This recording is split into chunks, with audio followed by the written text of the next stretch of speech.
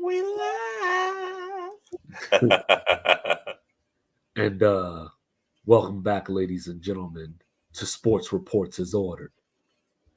I am your co-host, 2-5, your unorthodox statistician, here to break down barriers, kick ass, and take down names.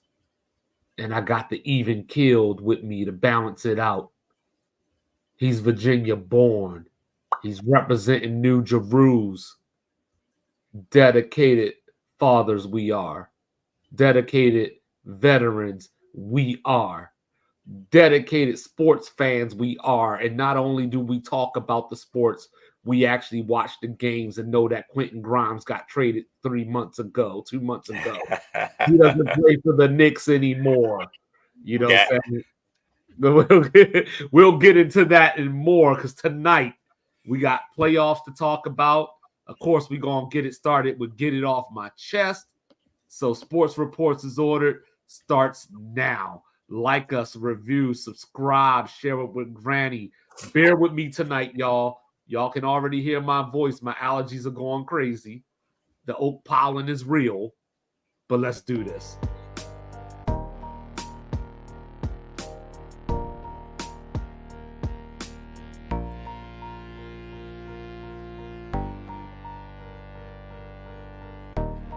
Get me hype.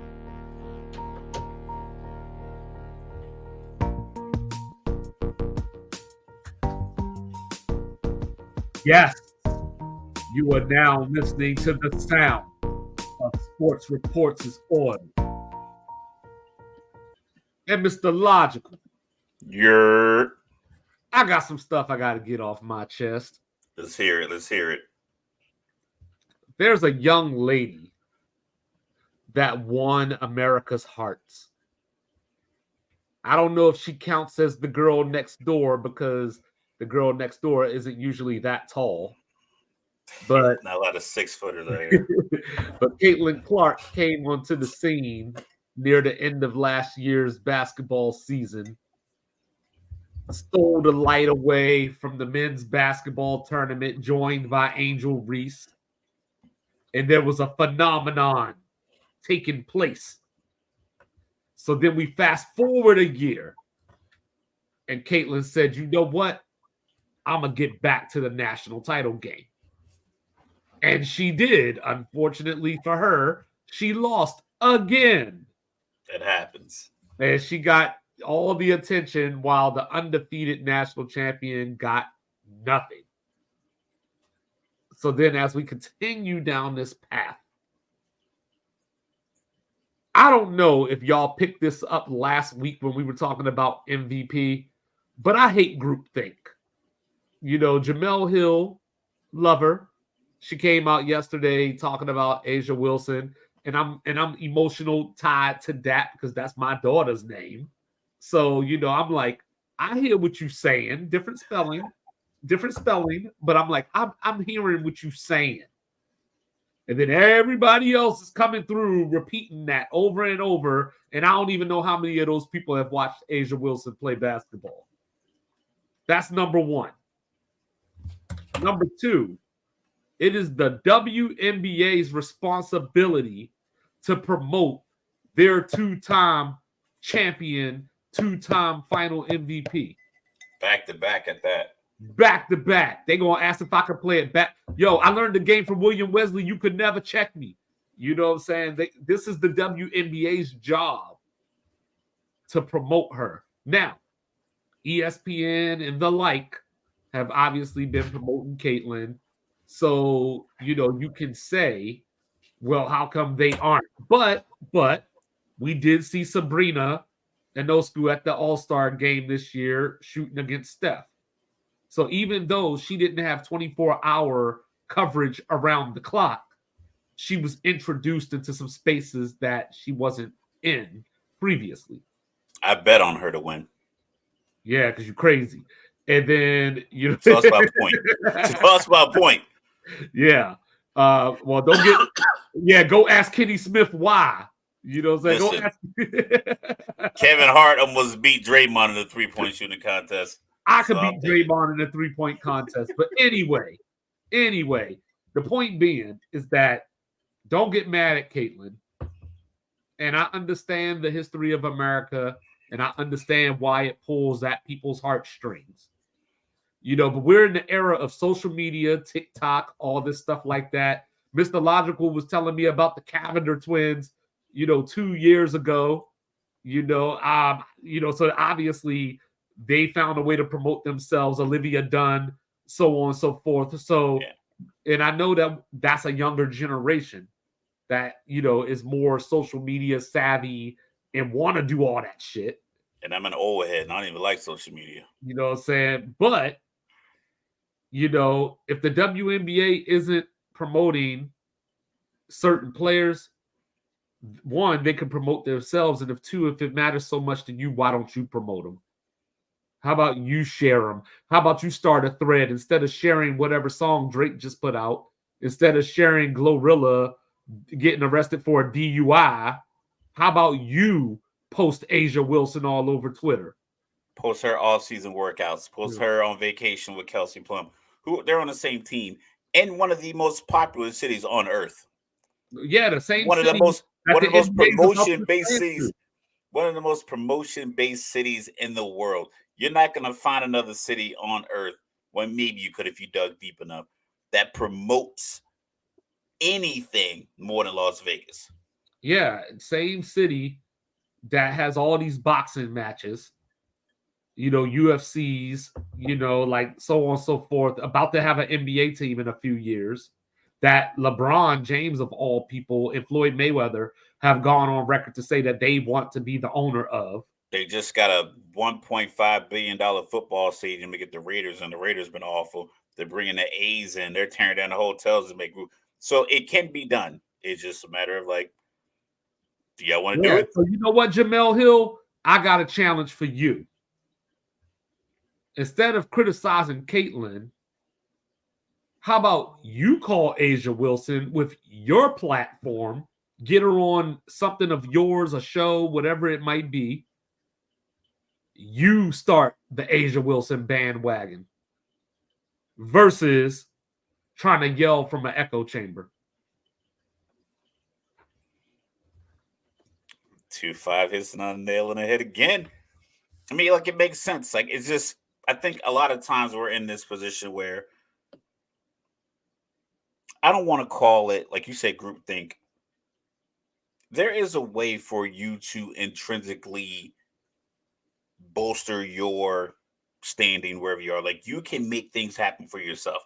If you look at some of these YouTubers, a lot of those guys came from the bottom. They came from their, basements and bedrooms, but it took a lot of work. Now, a guy like Mr. Beast started in his bedroom. Now he's doing $8 million videos on a regular basis to the point where he can scrap videos that he spent $4 or $5 million on because he's that successful. Yeah, my 8-year-old was watching him being buried alive the other day. Yeah, so he just does, he's made it, he's ascended to the point where he can now promote anything. You have to just kind of hitch your wagon to people who have that kind of ability. Being a sports organization, you would think it would be easier for them to do that. We talked in our pre-meeting. ESPN, you might have to go to ESPN, and this is the analogy that I use. If you bought a treadmill from a friend, ESPN, I spent $100 on it, I put it in my garage. I might use it, and if I don't use it a lot, I can say, well, only put $100 into this treadmill. It still works. Whenever I want to use it, it's useful. But if you're leasing a Peloton for $89.99 a month, you're probably more apt to use it because you're spending damn near $100 a month on the Peloton. So you're more likely to use it, be physical, whatever the case may be. If ESPN says, you know what, we're going to put $1 billion contract. We're going to have $1 billion contract with the WNBA. We're going to give you your own channel. That way, when First Take is on your regular flagship ESPN channel, you're going to promote Mercury versus Liberty Tuesday. You're going to promote Aces versus Chicago Sky on Thursday. You might promote it on your ABC affiliate channels, like the TV shows. I know Modern Family's not on ABC anymore, but when they scroll at the bottom, you'll have that little same scroll. You'll put more effort into it because you put that money into the contract. But Mm. if no one's forcing their hand to do that, then it's incumbent upon you as an organization to do that promotion. The headquarters are in New York, just like All I, the NBA all, and all I NFL. know is every Fever Sky game better be on TV, easily accessible, not on Ticket, not on Game Pass or any of that stuff. Fever You gotta get Sky, on TV. Fever Liberty, Fever Aces, Fever versus the Lithuanian women's team. Put it on TV, sell it, sell it, sell it. You have Yeah. too many options for it not to be successful, but we'll see how it goes. They have the fire right now. Now you're gonna stoke those flames, or are you gonna go back to, well, how come y'all didn't do this 3 years ago? Cool. 3 years ago was a long time ago. What are you gonna do summer 2024 when this NBA season ends Mm-hmm. and now it's your show for the summer? Because all you really have to compete with is baseball. Talking about football, actual baseball. Mm-hmm. From June to August, it's women's basketball, baseball, talking about football, right into the Olympics. You have a hot window to where sports is gonna people are gonna be talking about it. These young quarterbacks coming out, people are gonna really be tuned into sports. Are you gonna pull some of that attention away? What are you gonna do? Speaking of Mm-hmm. attention, please somebody get off my chest.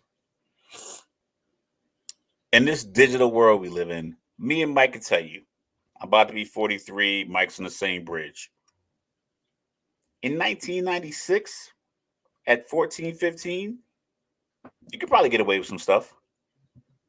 You could probably shoplift. You could probably ding dong ditch. You could probably eat at a restaurant, run out, not pay.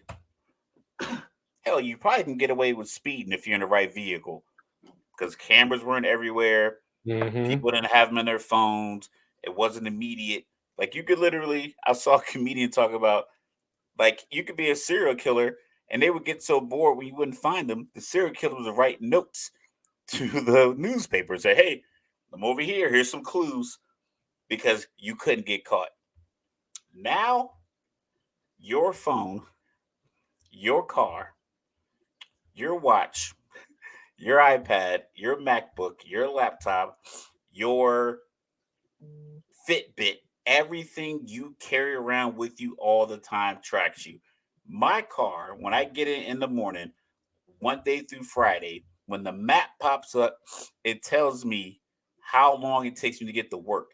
I've never set work as a destination because it's the same building I've been going to for the last 10 years.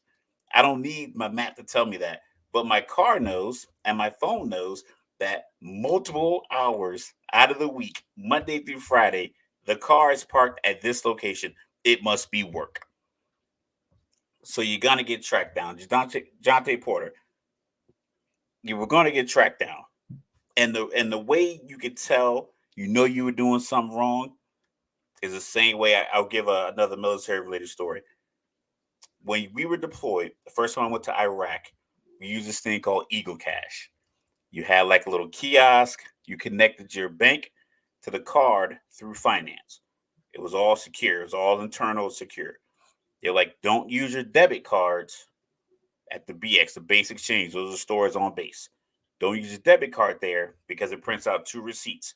The receipt you get and the second receipt goes in the drawer with your whole credit card number on it. Well, that exchanges between like 6 to 7 people's hands before the end of the day. So what they would do is they would do a test. If someone decided to steal your credit card, they would do a 10-cent transaction, a $10 transaction, a $20 transaction. If you didn't flag any of those, that's when they would buy the $1,000 airline ticket for whatever reason on your card. His first bet was $15. It went up to $22,000. So he did the $15 to see if anyone would catch it. and I'm gonna do 150. Then I'm gonna do 500, and now I'm gonna go all the way up to 2. So then the way they got caught, allegedly, his inside man bet $8,000 on a bunch of parlays for him that was going to pay out $1.1 million. Somebody in that group has to say, all right, hold on, dog. Who's recently been suspended for this and how they get caught? Well, Calvin really got caught because the IP address that he was using. Jameson Williams got caught because he was using the facility. Another guy in the NFL got caught because he was Isaiah Rodgers got suspended. Jameson Williams, Cephas. They all got suspended. Goat throwback, Pete Rose got suspended when they found out he was betting on his own team. It's like everybody's getting caught at this stop sign, not coming to a complete stop, getting tickets. You're seeing it live on TV. You're hearing the outrage. We're hearing the same argument. Well, they're in bed with the betting organizations. Cool. The NFL, NBA, MLB, NHL, NCAA, everybody's in bed with the betting organizations. Cool. You can't do that. And you keep blowing through the stop sign. Every 3 months, another guy gets caught. Ohtani, maybe he's dodging something. I think his story seems a little legitimate. Maybe there's some holes in it. But as far as the investigation that the reporting they've been doing, it seems as if it's on the up and up. Old boy was scamming them on the low. But you literally getting your friend to bet 8 G's on you, and then you go play 3 minutes and leave with an illness. How you get sick in 3 minutes? Twice. And he bet thousands of dollars on you to hit the under. So it's unfortunate that this happened. On top of the fact that, like, let's keep it a beat. His brother has $100 million contract. And I get it. That's his brother's money. That's like, do you really need the $1.1 million? Or could you just play basketball and get to that money?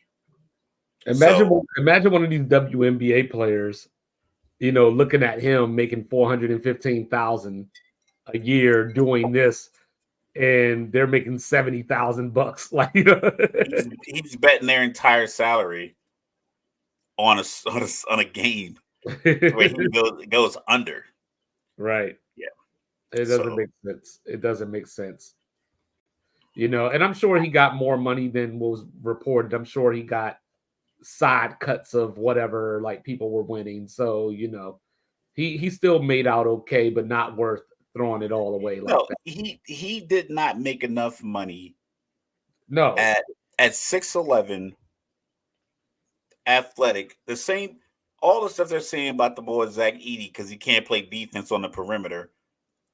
He can, like, Porter can do that. So at a minimum, he's going to be able to be on an NBA franchise because he's 6'11", and he's athletic enough to at least show on a 6'7", 6'8", small forward. Somebody might say, look at who his brother is. Like, he's got potential somewhere. Yeah. You can't teach size. A 6'11", athletic, energy guy, I'll pay you. He could have got probably another contract for 3 years, $14 million from somebody. Yeah. But instead, he's banned for life. I don't know if you can appeal that. I don't know if you go Tim Donaghy, but like, listen, I got some other information, so you gonna let me back in, or I don't know. We're gonna have to watch the cookie crumble. But Mr. Logical, are you ready for a question? I've been waiting on it all day. I have no idea what it's about. So, I think most people have pretty much dug their heels in the sand and at least think that at least one of Denver or Boston is going to the finals. Correct. So if neither one or if another team outside of these two make the finals, who will it be? But before you answer that question, I'm listening. Got to give you my stat of the day. Okay.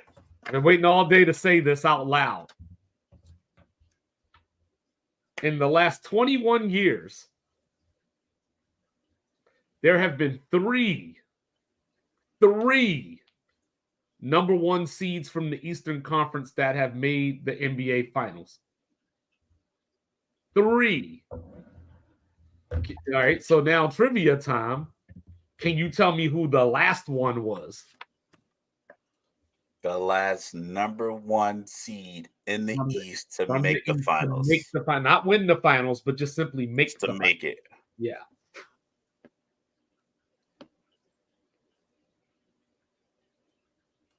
That's too easy, so it's probably not it. Just say it. Come on, we got time. We got a show to do. So Yeah. I'm thinking. Give me 5 seconds. 2013 Heat. 2016 Cavs. Came back from 3-1. You heard of them. But the other two teams are the Miami Heat, and the New Jersey Nets way back when. So, but yeah, I just thought that was an interesting stat. So I wanted to know from you if there is a team that is not Boston or Denver that makes the finals, who is it? It ain't them, Unc. It ain't them. It ain't them. Okay. See, for me, in the East, I think it's Boston and nobody else. Okay. I just don't see. I don't see. I don't see. I see a lack of continuity with Milwaukee. I don't know if Cleveland has the firepower to win. At that point, you'd have to win 12 games to get to the finals. Mm-hmm. I like the Knicks. I like what they're doing with Jalen Brunson. It ain't them either. But if I had to guess, I would say Minnesota, because Minnesota plays defense. They play great defense. The defensive player of the year moves better than Denver's best offensive player, who's also a big. So I think that matchup, if Minnesota's rolling, I think Gobert could be effective against Jokic. I would say OKC, but I don't know who on OKC could really slow down Jokic to make it tough to beat Denver. So I would say Minnesota because they have Cat whenever he gets back. Yeah, the bench, like I get, we talk about depth, but sometimes it's like you only play about 8 guys in the playoffs anyway. I could have swore we're playing role reversal because I said that. Because you said the same thing. Yeah, that's what I'm saying. Yeah, like you called me out for Denver's bench, and that's what I said. Yeah, but like I was never really like a big thing like on the bench. My thing was like Jamal Murray is your second guy. He's coming back from injury. Is he laboring? Is he getting a lot of treatment on off days? Because in the second round they start doing like every other day to kind of speed it along.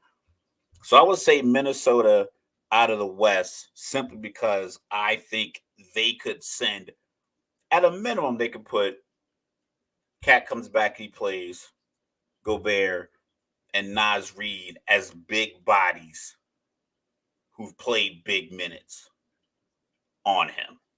I don't think there's another team out west. I could be wrong. I don't think Phoenix has the bodies to throw at Denver if they were ever match up in any part of the playoffs. I don't think the Clippers with Zubac maybe, but I don't think they don't have another guy because Zubac is not going to make Jokic work on the other end. Oh, so you're just going to disrespect Plumlee like that, huh? Neither one are going to make him work. Like they can defend him, but if you hot, you hot. Like if he's going for his normal 27 to 28 points, 9 to 10 assists, 9 to 11 rebounds, somewhere in that range. If he's doing that, he's good. He doesn't need a lot of dribbles. He doesn't need the ball a lot. He just needs to make plays. And if he can basically rest on the defensive end, because Plumlee's not going to make you work, Zubac's not going to make you work, Cat might make you work. Gobert is always looking for a lob or an offensive rebound. So you're going to have to put in some kind of work. So if they can effectively, sequester him on an offensive end, or make it like game 2 against Miami in the finals last year. I think he had like 30 something points, but only like 3 or 4 assists. Minnesota can make him have one of those games. I don't see anybody else out west that can make him do that. Even with AD on him, because AD works offensively, but I think AD puts so much energy into the offensive end with all the dribbling and the shooting and the pick and pops and shooting 18 footers and running around and coming off screens and setting screens. Jokic is like sliding back and forth, and I'll let you shoot this 18-foot jumper. But now you got to deal with me in the post. So that's the difference.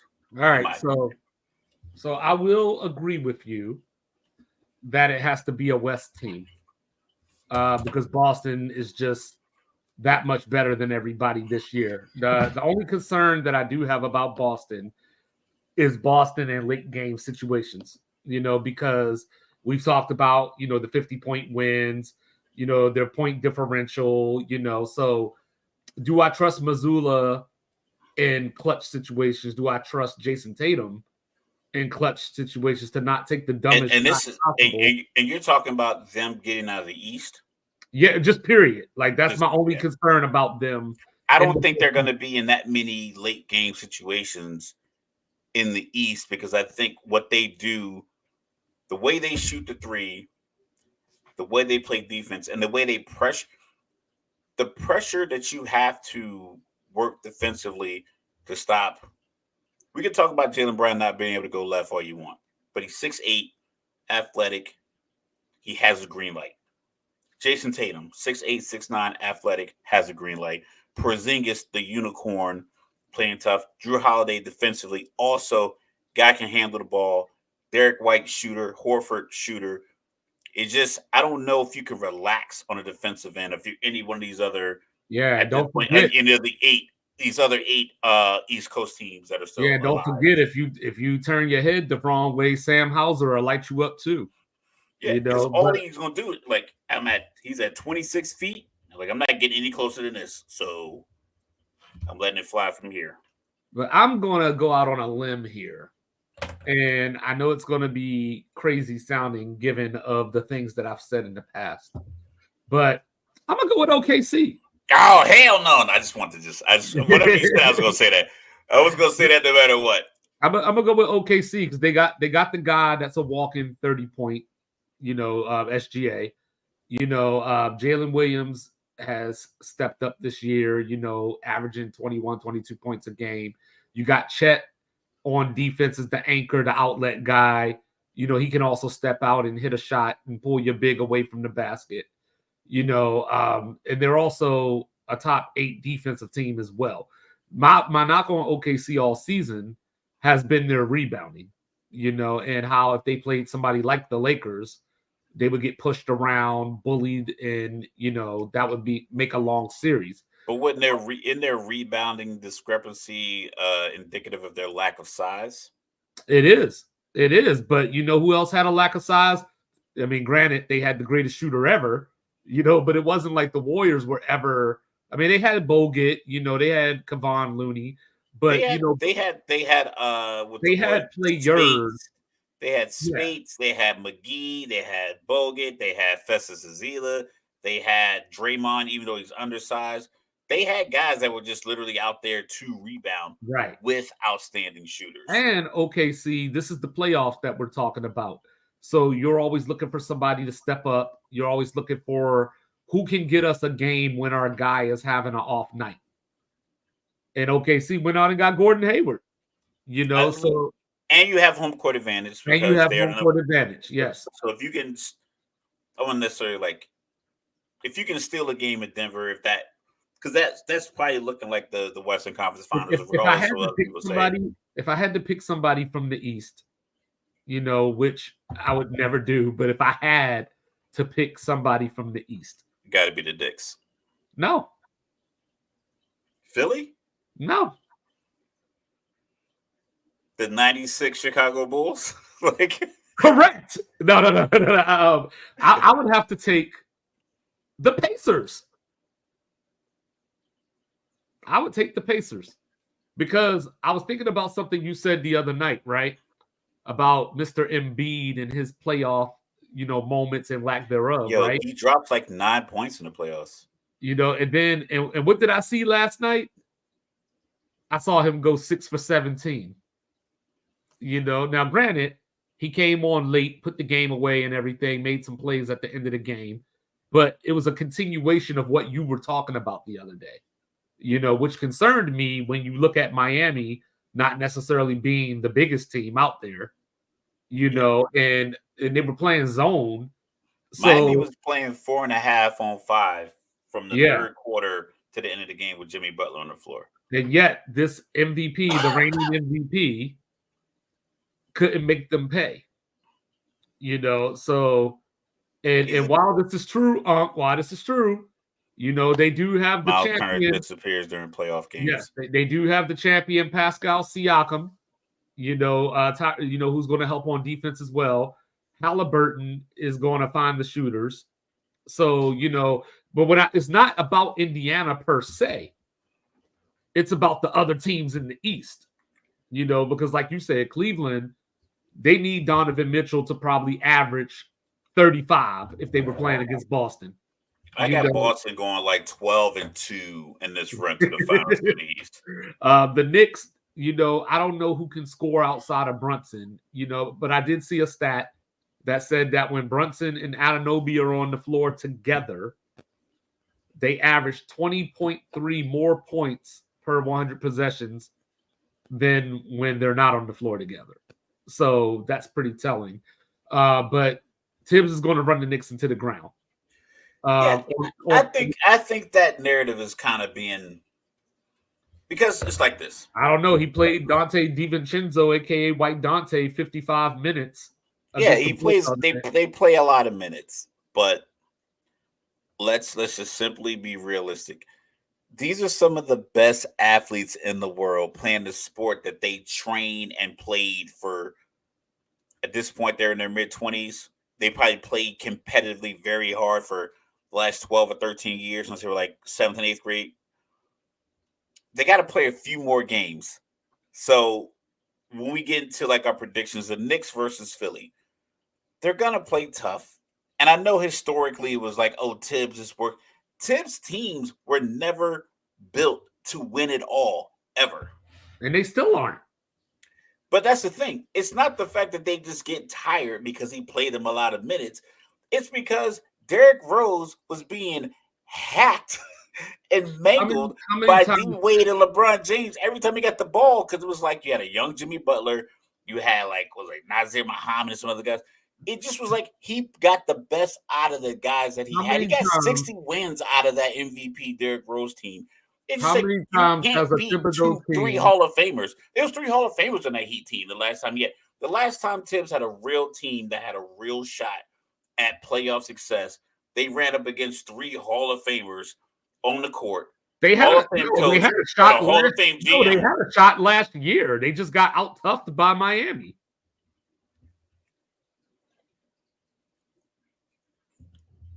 Once again, Hall of Fame management, Hall of Fame coach. Hey, Jimmy's Butler's not a Hall of Famer. Stepping on the court. But Pat Riley put these guys in there. They have the fitness, the physicality, and everything else. I think the narrative around the Tibbs playing them a lot is.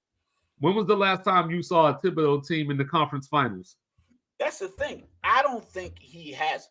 It's not as if Thibodeau had the Sixers team of last year and fizzled out the way Doc Rivers did. Oh, he had that team, they'd really be in trouble. If they had that team, we'd be talking about him as one of the greatest coaches we've ever coached. We talk about how he took 2 years off of Embiid's career. Nah, I think he'd figure out a way like, yo, this dude can't run my system. I'm gonna give him 30. I'm gonna give him 29 to 32 minutes. But like I said, he's never really had a team that was like, oh, these players on this team should be in the Final Four or Final Two. Neither did Rick Carlisle. With who? With Dirk and Jason Kidd, 2 Hall of Famers? Yeah, Jason Kidd, that was 38 years old. Dirk, that was on his last legs. Rick Carlisle. JJ Pereira. They had an improbable run, but they still had. I think Dirk. I know this is going to sound crazy. Derrick Rose was a great young player. I still think Dirk was more dynamic as an NBA player, like in game mismatch, taking it on. Like you couldn't defend Dirk with anyone. He was 7 feet tall and shooting one-legged No, fallaways. until that playoff run, you just let Dirk play against himself, and he would just usually lose to himself. Yeah, and sometimes you just it all comes together. But I just don't anyway, ever think Tibbs has ever been in that position. So so let's keep this going. you're saying Philly. You're So, saying Indiana right, as right. your And then Orlando's too young, so from the standpoint of they don't have the talent that OKC has. They're young, but they're not as dynamic as OKC is. yeah. Then you got the Bucks. I don't even need to talk about Glenn anymore. We've been all over that. Yeah, it's imagine Tibbs had the Bucks. You swap those. I don't know. The Knicks, I think, just like I said, they don't have enough scoring. And then, did I miss anybody? You didn't Uh, mention Cleveland. oh yeah, well I did mention Cleveland. I said that Donovan Mitchell would have to average 35 against Boston to win that series, and he could do that, but it would take But him he would 40 it's shots to do it. 28 to 4. Yeah, it would have taken him like 28, 35 shots. Yeah. Yeah, so yeah, so I think Boston is the safe bet here. Denver, like The I'm West is still more believing intriguing. Denver, but the West is just tough this year. The West is more intriguing because, Not the like I Hawks. said, I made like you made the argument for OKC. I think I made a pretty good if we were being graded like at a debate show and somebody was like, you know what, I think I made a valid argument No, I think for Minnesota is a great Minnesota. answer. I think Minnesota's a great answer. I just don't think they're But going to beat Phoenix. somebody else could make an argument for Phoenix and get really like, like somebody else like, you know what, you make a lot of valid points. And then Yeah, somebody else can come right in like, listen, I know the Lakers they had to come to the play in or whatever the case may be, but I think this. And that's the beauty part about the West. In the East, it's all kind of predicated on Boston, either their coaching staff or their top player, because we talked about Jason Tatum's lack of clutchness, or like I guess I don't yeah. know what word I don't want to use any His kind of late game disparaging trouble words. His late game issues. issues. We'll use that word. We'll go with that. But if we look at the what's So are the Lakers, So are the Lakers. the Lakers don't have back spasm. They got feet Anthony problems in Davis just LA. had back spasms the other day. He still played. Yeah, he went 6 for 16 too. Yeah, they get them drugs from Germany. They'll be all right. They get shot up nice and tight.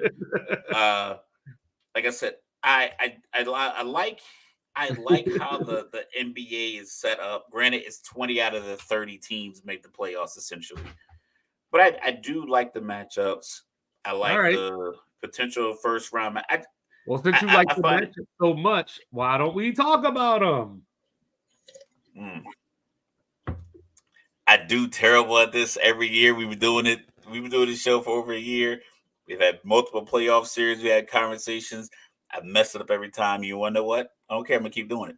All I'm right, gonna well, keep let's doing take it from the top. We're gonna start in the West. We're waiting on to see who OKC is going to play between it. Sacramento and New Sacramento. Orleans.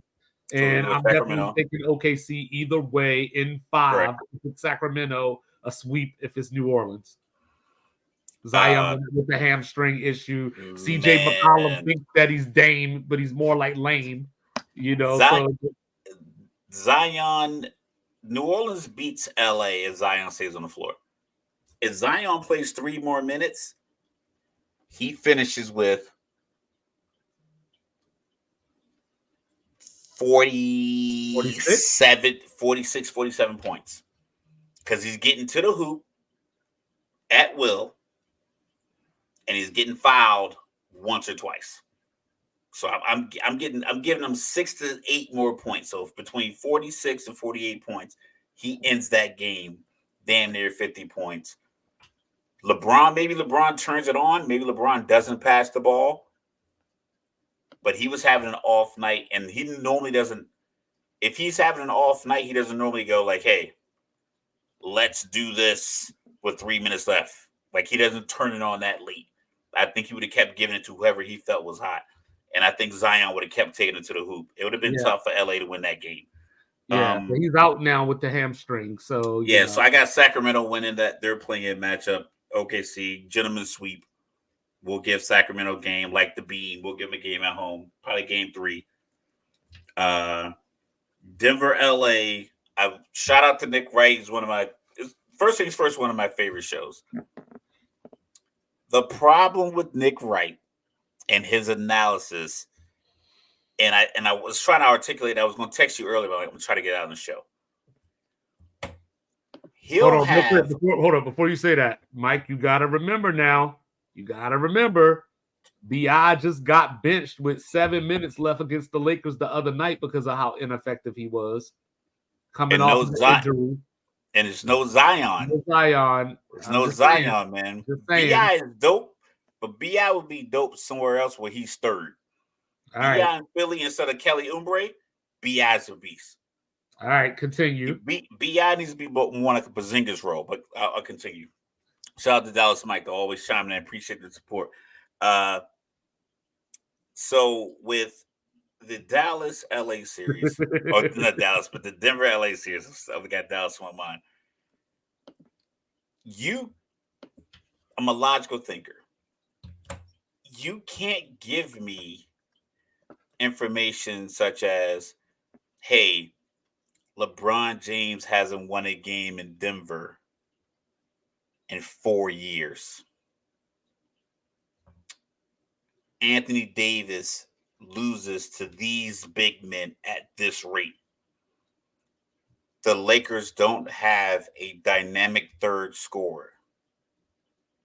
And then turn around and say to me, Lakers in 6. Because that's what he did today on TV. He has the Lakers winning this series in 6 when 4 games out of the 7, if it goes 7 or whatever the case may be, if it goes 6, that means 4 of the 6 games are in Denver. And LeBron hasn't won a game there in years. And AD can't beat the other top big men in the West. More than likely, Denver in 5, maybe even 4. I can't see it going more than that. I'm gonna say Denver in 5, but for different reasons. I think the Lakers have obviously come on since the All-Star break. Ever since the trade rumors, D'Angelo Russell has been shooting the ball out of his mind. We know Austin Reeves. We saw him step up last year in the playoffs at times. But this is my problem, and I've been saying this since the beginning of the season. There's no Schroeder walking through that door. He was the one dude on that roster that could guard Jamal Murray and at least bother Jamal Murray. There's no Vanderbilt out for the season. Now, why they got Gabe Vincent and he could hit some shots, maybe he's not going to stop or slow down Jamal Murray. That dude get the floor. All you do is get hurt. Yeah. He got hurt deflecting a pass the other day. I think he was on the bench getting ice. I'm like, you deflected a pass and fell down. I think that the Lakers are lazy enough that Denver is still going to rock them to sleep on backdoor cuts. So I think it's more of the Lakers haven't addressed anything in 3 years. The Lakers haven't done anything with their roster in 3 years. They're going to get either swept or lost in 5 games. I love LeBron. I swear I love LeBron. But there's no reason that we talk about them as far as on TV as much as they do with the admiration. I'm like, listen, I watched that game. I watched multiple times Austin Reeves come down and LeBron's taking his break in the corner and he go one-on-one and shoot a jumper. D'Angelo Russell, one-on-one shoot a jumper. Rui Hachimura, one-on-one shoot a jumper. They don't play a good brand of basketball. I don't think they're well coached. They're not well built. The fact that they're in the playoffs is simply because they have one of the greatest players who ever played this sport in the history of the planet on their team. If you take LeBron off that team and you put any other 6'9" small forward on there. They are 36-46, and they're not even in the plan. They are a poorly built team. I probably said the same thing last year, and I'll say it again this year. They get swept in this round at best 5 games. Well, they I'm haven't even sorry done because I keep hearing it's like forget the there's whole no roster. rationale for it. Well, forget I'm the a logical roster. thinker. I'm a logical thinker, and it's just no like it's nothing they have on their team that says they're going to win more than one game in the series. Yeah, forget the roster in general as far as they just didn't do anything to the roster. They didn't do anything with anything that Denver did to them last year that is going to make you think that they're going to reverse the fortune. Like, I know they went out and got Jackson Hayes, so they got another body that can collect fouls against Jokic. But what is he providing you on the other end in addition to the fouls? You know, Vanderbilt, like I said, is out. There's no Schroeder. I just don't see it. All right, so then you go down to the 3-6. We got Minnesota and Phoenix. I'm taking Minnesota. I'm gonna take a lot of my picks are gonna be changing of the guard picks throughout this entire playoff run. I know we are in love with the nostalgia of these names, and we've seen them for years, and we remember them from college. But when it boils down to it, is your team built for a long run? The Phoenix Suns team is not built for a long run. There's no size. Their 3 best players are all injury prone. Booker is bound to miss a game with a hamstring. KD he's been playing great this year, but he doesn't give you anything dynamic on the opposite end of the floor. Bradley Beal could give you 17, or he can go 3 for 14. You don't have to send a double at him. Like there's no threat on Phoenix other than this guy's name is Kevin Durant. This guy's name is Devin Booker. He went to the finals with Chris Paul a couple years ago. But there's nothing on that team that says I have to shift my defensive focus. I know they won this year, but those games are early. I just feel like the young guys are going to step up and show and assert their dominance this playoff series. In every series where you have the young guns, the old heads aren't going to be able to outwit them. They didn't just win. They won 3 games by an average of 16 because they put Kevin Durant at small ball 5 and render Gobert ineffective because either Cat has to go guard Royce O'Neal and Gobert has to go chase Grayson Allen around because neither one of them can stick with KD on the perimeter. You know, and on top of that, they pull Gobert out of the paint because, you know, they're the jump shooting team. So they don't necessarily drive to the basket and rely on foul calls. So the bigger percentage of time that you have Gobert away from the basket, the better your offense can perform. You know, and we saw Nurkic with a 30 rebound game this year. So I think that Phoenix, oh my goodness, I think Minnesota is just not a serious team. Like they're good as far as they have a collection of players. But I called the dude Kitty Cat for a reason. You know, it's because in the playoffs, he goes from king of the jungle lion down to itty bitty feline. Yeah, because Jokic was murking him last year. He was playing against an eventual champion. It wasn't just last year, though. Like, he's had other playoff. Like, and I don't need Phoenix to make a long run. I'm just saying they're going to win this series. You know, and then you got Anthony Edwards. You know, everybody's ready for him to be the face of the league. We saw him in the play-in last year go 1 for 14 against the Lakers or whatever it was. So I just don't think that Minnesota is ready for the big time just yet. I do like their coach, you know, Chris Finch will. But I don't really like is Phoenix, is it Minnesota not being ready for the big time, or you feel like Phoenix has an actual tangible credible advantage in this series? I think it's a matchup issue. It's all about matchups. You know, so like, you know, there's times that like, you know, we watch boxing, you know, you see 2 guys You see one guy that should obviously win the fight, but then you drag him into your style. And Yeah, but I rarely see that. I rarely see a guy in boxing that should beat the other guy that loses. Because the guy with the better assets, the better attributes, the better training and technique tends to win out. I just feel as if in a 7-game series where I have to play, you gotta keep in mind, Minnesota's one of the top defensive teams in the league. Mhm. And I get that, like I said, Phoenix success, because if we think about like season success, a lot of these teams had success against Denver as well. But that's not really factoring into people's decision to pick Denver or not. Like I think But you even also Phoenix have is to like 2-1 against Denver. you also have to remember this is not a 3 seed that won, say, 54 games playing against a 6 seed that won 39 or 40. Like all these teams in the West are already jumbled. So your difference between your 3 and your 6 seed is probably the difference between your 3 and 9 most years.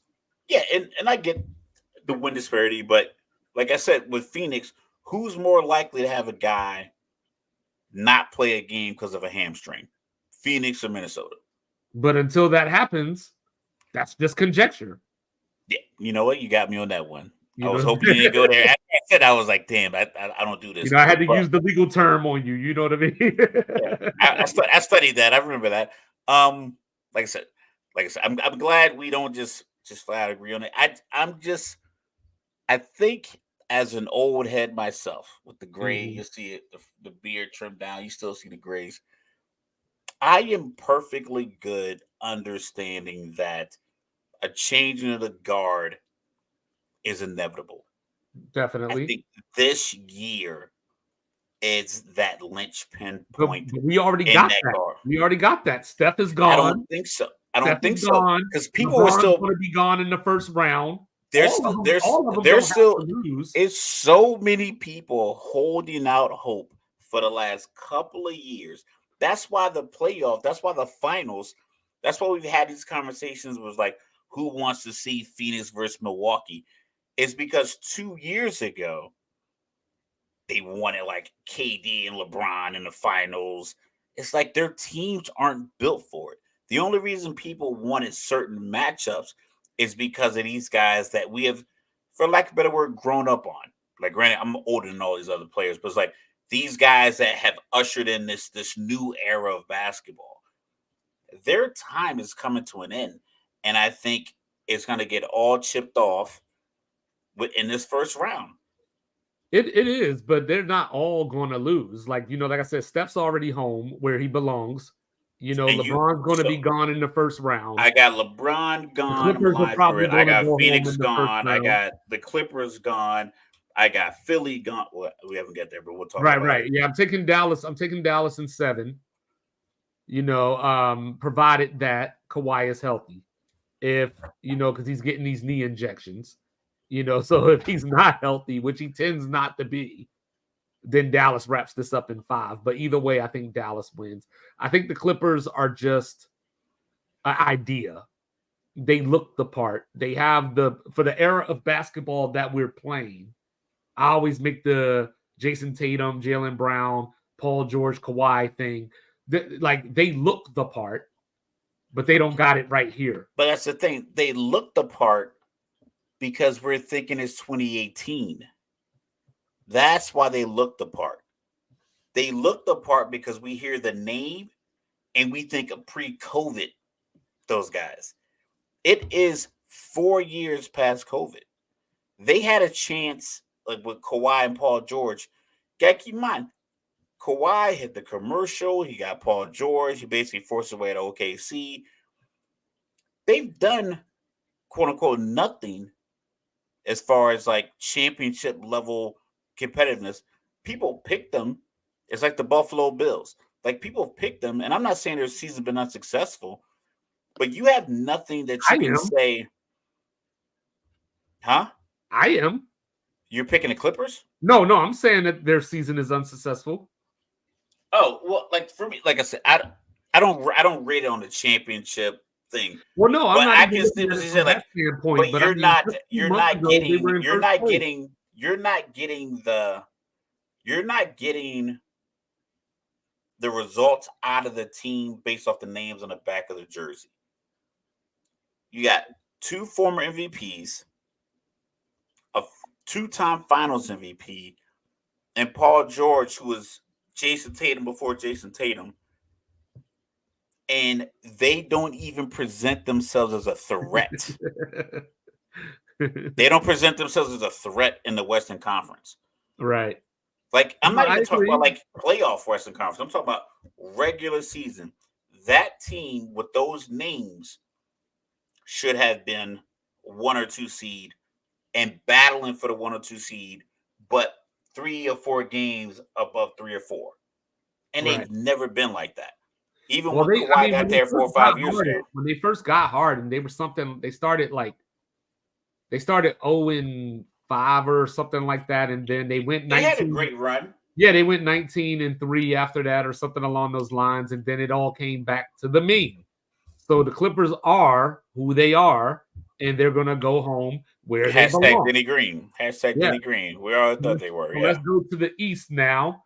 Give me Boston in a sweep no matter who they play, because obviously Absolutely. Jimmy Butler's out with the MCL sprain, unfortunately now, Shout out to Kobe White out there robbing balling me, robbing me of a great storyline that I was looking forward to for Jimmy uh, Butler. for Boston against Miami. Yeah, that wasn't gonna happen. The next evolution of the A series. healthy Jimmy Butler, they still getting swept. And then you got the Bulls, coming through with Kobe White, like you said, 42 last night, but it doesn't count as his career high because the play-in stats don't count. So, but he still did it against never mind, I ain't gonna go there. Probably Trae Young's last game in that uniform. But as we transition on past that series, because we don't need to Shout spend out a to lot of time, Jontay Murray inspired my haircut. Hold on. saying he I just got the won't give Dejounte, you know what I mean? I just got a all these pimple. That's why I got years, a hat on. and he still won't give props to Nas. So then, you got the Knicks against the Sixers in the 2-7 matchup. So go ahead and give it to me. Sell me on the Knicks. Man, I got the Knicks in 5, man. Talk Not to even me. close. Talk to me. All right. We got a team that has a superstar on it. Missed a bunch of games. Superstar was on a tear. Missed a bunch of games. They got another young gun on the team. He kept them afloat. At least in conversation, you would think he kept them afloat. But the young star, even with the good coach, was 16-27 without the guy who was having a career year. The career year guy comes back, plays a few games, misses a couple more. And then in the play-in, they're playing against 4.5 guys on the other end, and they win by a point. So, if I told you that the team that had their best player who's consistently unprepared physically for the playoffs, whether it's injury, fatigue, mental fatigue, relationship with the coach and the other player, whatever it is, every single year he seems to be not ready to make a playoff run. Every single year his point production drops. Because if you think about, he was averaging, Joel Embiid was averaging like 36 points before he got injured. Last night was their first playoff game. He like 23. Mm-hmm. He's last few years he's dropped off 9 to 10 points from his season scoring average to his playoff scoring average. So what you showed me last night was it's par for the course. That's what I'm gonna get from you. I don't know how you can turn around and tell me that this same guy is gonna be able to turn it on with no evidence that he's ever turned it on. And the city, and they were booing the players. They were booing these guys when they're down 13, 14 points twice. You just gave me no evidence for Cat and Anthony Edwards. Remember that. Oh, I gave you. No, I didn't. I didn't. I Yes, you didn't say. did. You No, said, I didn't I say. think I said the that young they. guys I are said going to that. step it up. I That's what you said said. that they. I said that at a minimum, their size could impact Could, Denver could. because that exists. That exists. Like them being That's not both of them. evidence. Could is not evidence. Both of them being Evidence is 7 feet will. tall. Evidence is One's a will. defensive player of the year. The team is top in defense. So like that's why my statement of their size impacting Well, him I'm is not even because talking about Denver. I'm talking about the series against Phoenix. You said, I think that the young guys are going to. That's not okay, yeah, evidence. okay. I gave you the conjecture point. You trying to bring it back up. No, I'm just saying because I'm going to take the Knicks in 7. I'm taking the Knicks in 5. I'm taking the Knicks in 7. I think that the Knicks are I don't know still. how Philly wins 3 games. I'm gonna tell you how. The Knicks are going to struggle to score. For one, that's part one. So outside when Jalen Brunson gets off the floor for his 1 minute a game break or his 2 minutes a game break, Yeah, it's not gonna be much. Yeah, Philly's gonna go on 8-2 runs to keep the games close. And they got an IV in the tunnel at Madison Square Garden. Yeah, by the time we get to game 5, young as he is, Jalen Brunson is going to be a little bit worn down. First round, they get a couple of days though. I know. Embiid is going to have. So you get some recovery time. Embiid is going to have at least one 30-point game that will catapult Philly to a win. Nick Nurse is going to outcoach Thibodeau in another game. So now I'm looking at the Knicks and I'm saying, where is it going to come from? There's no Emmanuel Quickly coming off that bench. Okay, real quick. So the outcoaching piece. So was Nick Batum getting 20 points or whatever he got last night a coaching thing? No, he just made plays. I don't Tell me who on the Knicks is going to do that.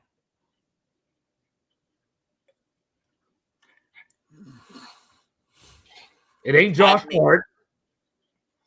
Josh Hart is scrappy and all that, but it ain't he's Josh scrappy. Hart. I got light-skinned Dante. Don't forget the Sixers also have Kyle Lowry. The Sixers have Kyle Lowry. Yeah, and I watched Kyle Lowry get steals. I watched Kyle Lowry get steals and get to the rim and get to the block and look to pass the ball. I don't know how many minutes. I literally watched him slow down on multiple steals, multiple fast breaks, and not look to score the ball. If Embiid is not on, if he's not on, which he is shown not to be in the playoffs, he ain't going to be off for 7 games. It's look at his playoff history. Okay, hold on. Let's back up. When Maxey and Embiid start this year, they are 32-7. So but that was pre-injury. The Knicks they're on not the same guy. No, currently they're on a 9-game winning streak. Actually, he hasn't played that many games post-injury. They're on a 9-game winning streak right now. Embiid hasn't played that many games post-injury. Look how he looked last night. That's how he's going to look for the rest of the playoffs. Did they not win? Yes, they won by a point over 4.5 Miami. When Kobe went 6 for 24, what did he do? He's talking about Game 7 against Boston. He grabbed 15 rebounds. He grabbed 15. I get it. Joel Embiid was 6 for 17 last night and grabbed 15 rebounds. Kobe had also the year before was Finals MVP. So you're allowed to have an off game if I move a lot. I'm not talking about the game. I'm just saying. Listen, if you're my group of friends and I move quite often, and I've moved 4 times in 2 years, and 3 of those times you showed up to help me move. If you can't make it the 4th time, I'm not gonna be like, you know what? He's a slouch. But if I move 4 times and you've only showed up 1 time and you showed up late, you ain't bring no tape boxes, nothing. You moved 2 boxes and you left. I'm gonna be like, yo, dog, you supposed to be my man. I moved 4 times, and like every time I need to move, like every time I need to rely on you, you're not available.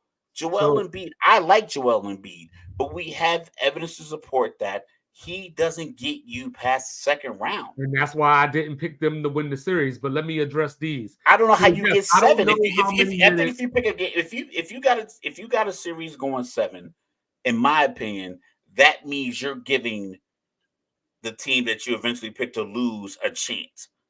If I Yes, don't think you have a chance, yes, I got you 6 at best. If I it's am. 7, it's a toss up. I'm like, if I say a series going 7, it's a toss up. I don't know definitively who's going to win because I'm if you saying can that win it's 3 going out of 7. 6, if you can win 3 out of 6, I'm like, okay, then it's a toss up. I can't definitively say this player is going to step up in the And 7th game. that's how I look at this series. But like, so to address this stuff, so yes, Mike, I like Deuce McBride.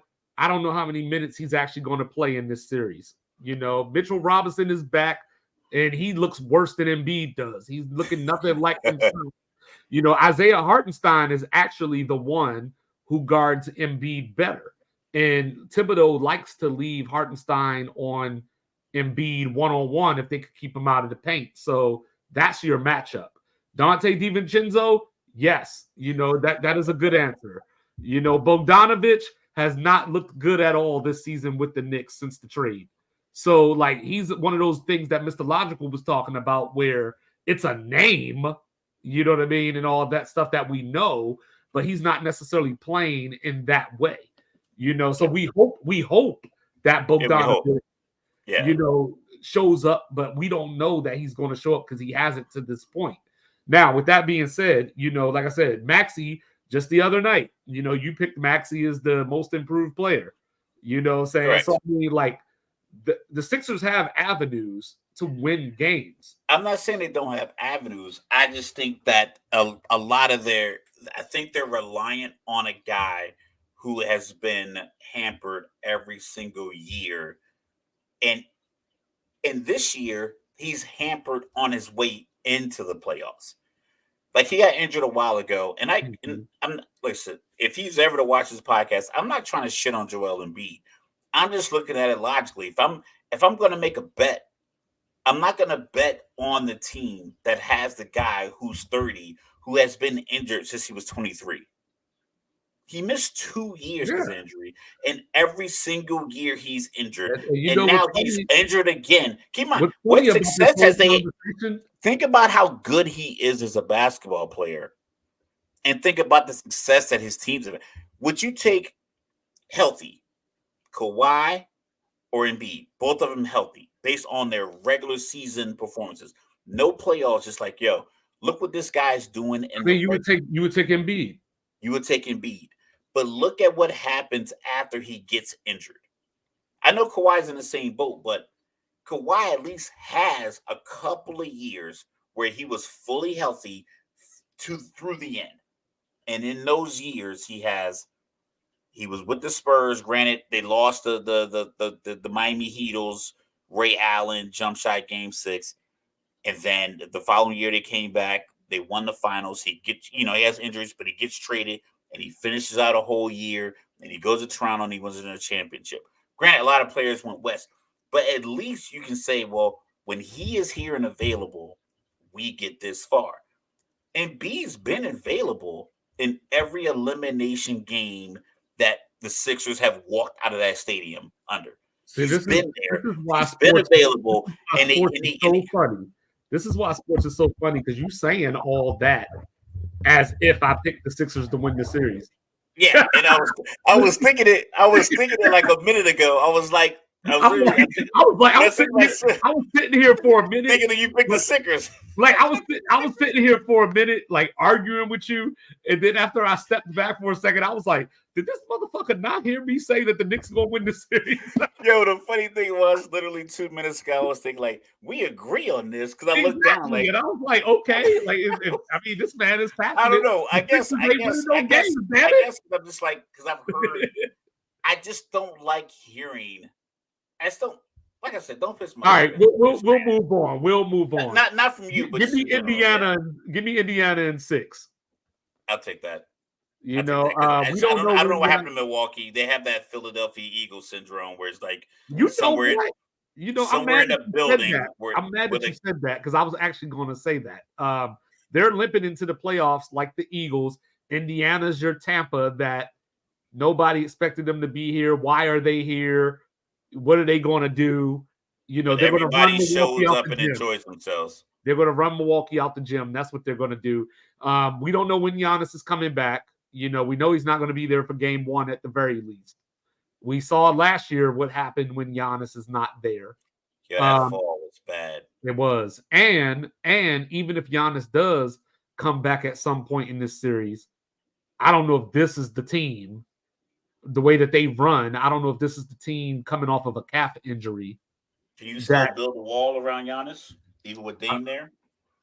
I think so. You still could just build a I wall? think so, because I think Dame is the only other threat. Middleton, it hasn't been effective. Brook Lopez, if he gets 19 points, you'll live with that. Bobby Portis is a good player, but still a role player. So, Indiana, I've seen, well, I know they wish they were playing the Hawks because they've played the Hawks 4 times this year. And in 3 of those games, they put up 150. So I'm sure they would love to see the Hawks again. But Milwaukee's defense is just as bad. Now what has improved since Doc Rivers has taken over, or Glenn, since Glenn has taken over, their transition defense has gotten better, but I still wouldn't call it good.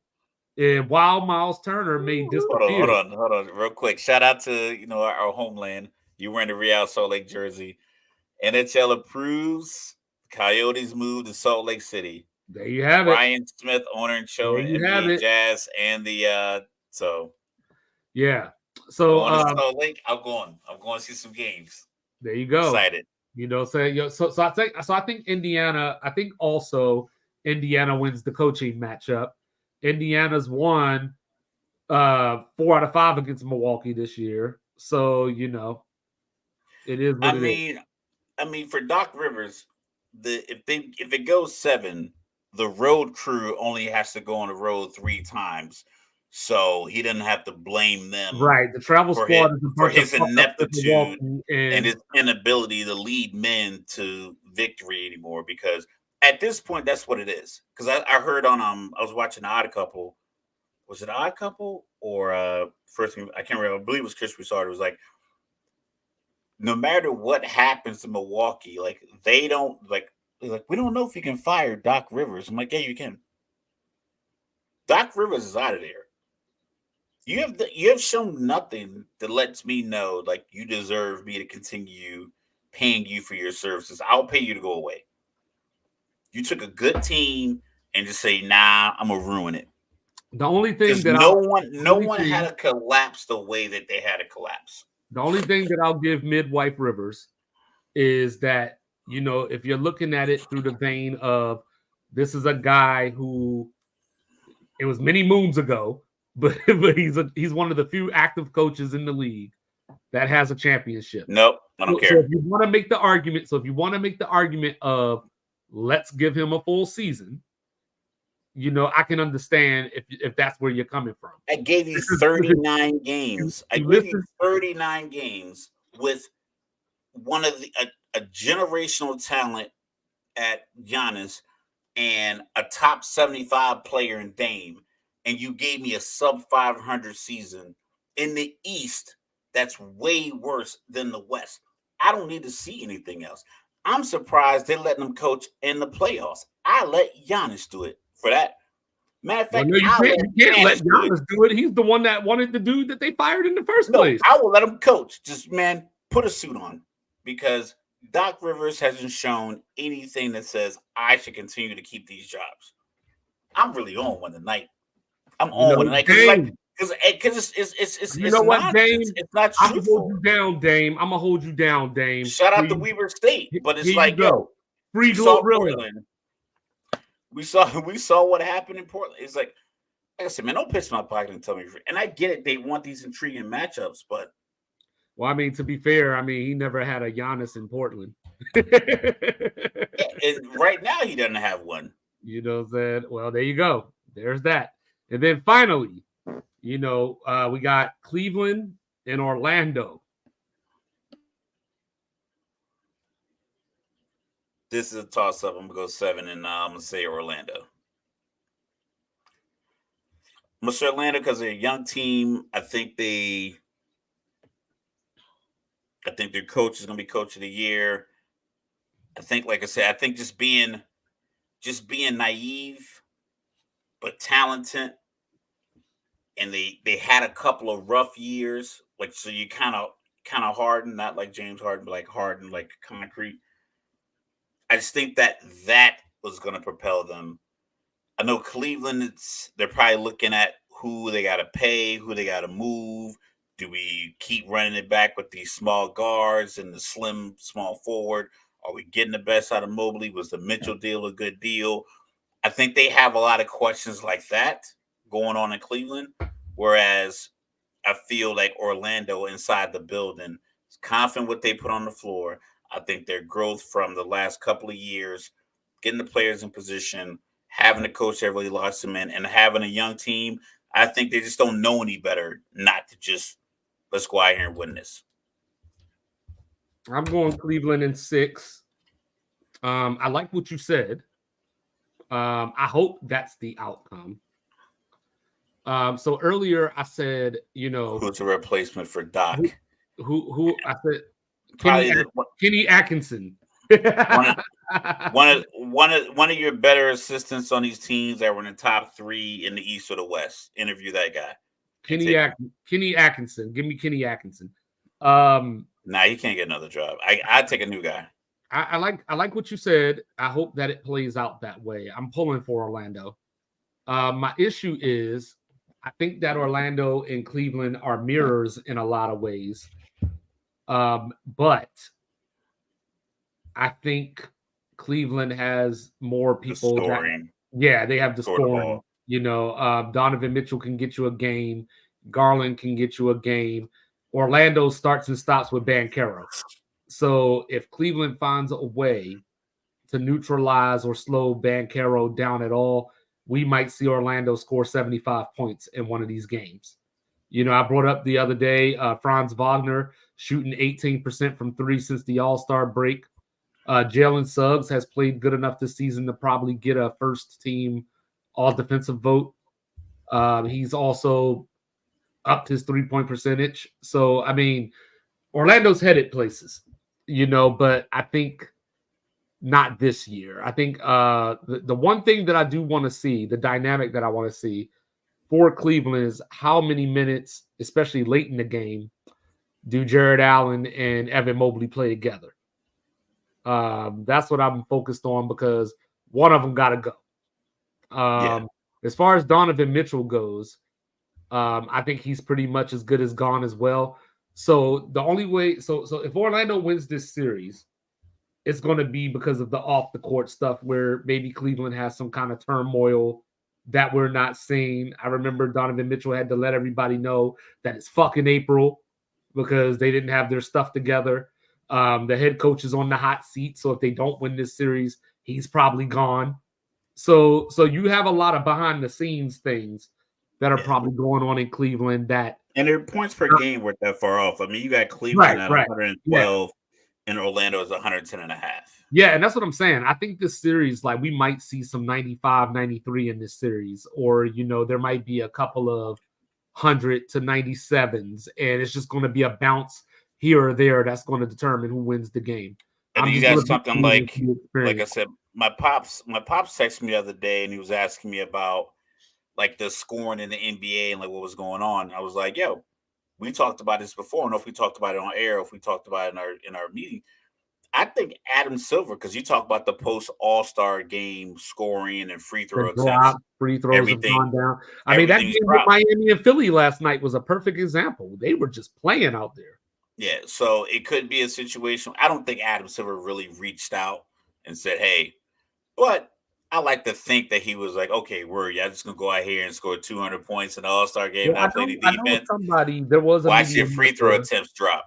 There was a media member who asked Joe Dumars about it, and he kind of gave the little, like the little, like the Air Force answer when you ask about EPRs. Yeah, we're like EPPs now, by the way. Yeah, it's like, hey, These guys are just playing great defense out here. Wink, wink. That type of thing. But Well, it might be some credence to it. It might be some like you guys want to go out here and not play any defense and score two and just jack shots up. Cool. I'm gonna go ahead and tell the referees to let it play. Yeah. And that way, when you're scrambling it, because I've watched a lot of basketball because we watch a lot of it during the week. It's been a lot of games where it wasn't very ticky tack. Like they make a Except for the few Lakers, early. they shot 659 more free throws than their opponents. The Lakers, because the Lakers lumber to the hole, so any kind of like contact is very obvious because they shoot so many. They're just around the rim a lot because I saw somebody posted in our group. They're talking about like who had the most blocks as a rookie when you guys were having that conversation earlier, and I looked at it, I was like, yeah, but back in the day, they were funneling guards to the big man. So there was guys out there like I don't know what the Dikembe Mutombo shots per game average was, but I know he was standing outside of the paint waiting for the guy to get funneled in so he can get the block. Whereas like now they don't have that many guys coming to the paint to get blocks, so you got to like really work to get your blocks and so forth and so on.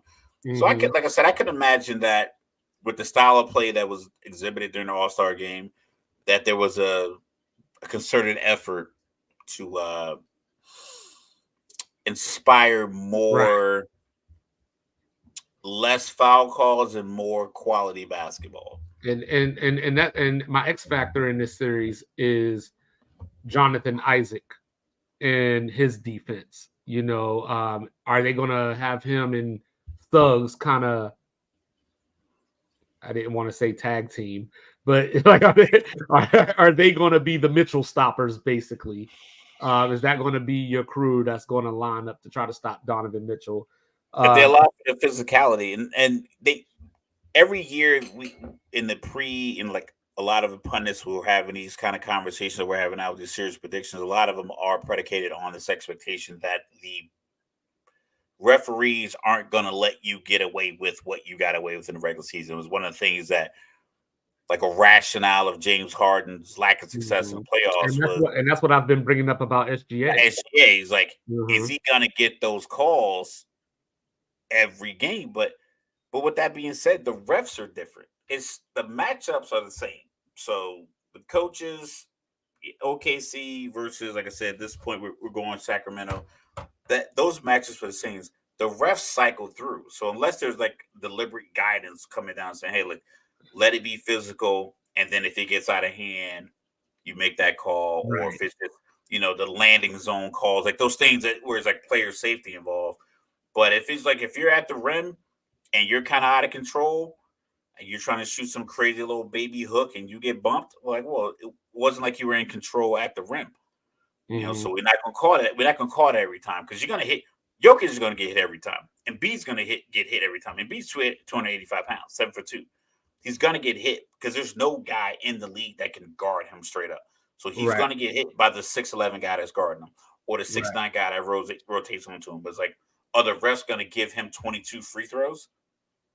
But but before we get out of here, let me mark myself safe from Scott Foster versus Chris Paul. We don't have to hear that this year. So what a bad move. What an awful move by an NBA organization.